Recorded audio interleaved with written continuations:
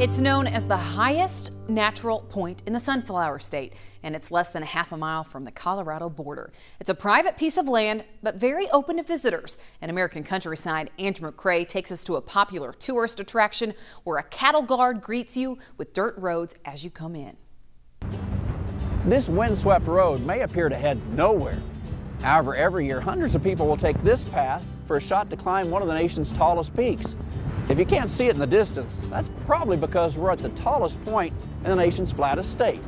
This is the road to Mount Sunflower. The summit certainly has the wind you'd find on one of the nation's tallest peaks, but here you're more likely to see tumbleweeds blowing across your path than ice and snow. Ed Harold's grandparents came here to western Kansas in 1906, picking this spot to homestead sight unseen. Ed remembers his grandfather, who would drive across the ranch checking his Hereford cattle. My grandfather had a had a Buick, that car.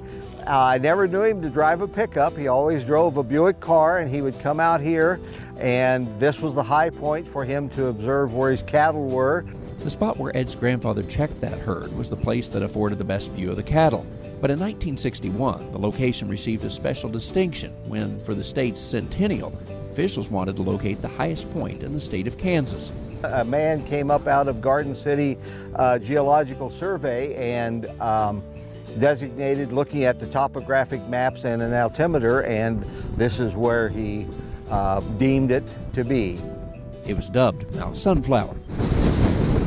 In the 1960s, people began traveling to the highest point in each of the 50 states. Known as high pointers, Ed's uncle soon realized such folks and others who simply enjoyed the novelty of this Kansas mountain would be coming to their ranch. He enjoyed having people stop to look for, say they were looking for the high point, so he did put up a long tree branch because there wasn't a road out here at the time, and he said, you can go to the pasture, just remember to shut the gates. Today, Ed carries on the tradition, maintaining a long gravel lane that leads to the sign at the top. The ranch is about 20 miles off of I-70 via mostly gravel roads, yet people keep coming to this remote place. There's quite a view, although Ed laughs at exactly how far one can see from Kansas's tallest peak.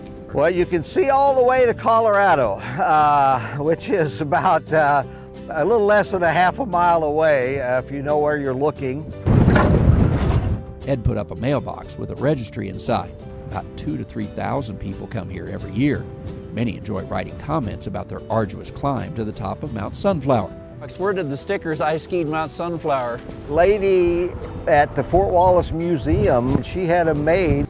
The Harold family has enjoyed their role of welcoming visitors to the highest point in the flattest state.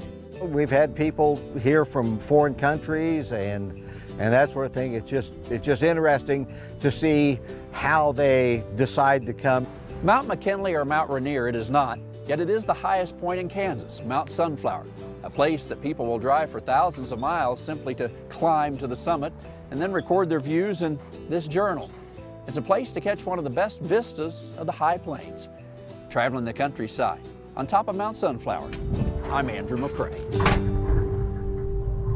Thanks so much, Andrew, and you can watch more of his travels on the My Farm TV app. Up next, Machinery Pete joins us with this week's Classic Tractor.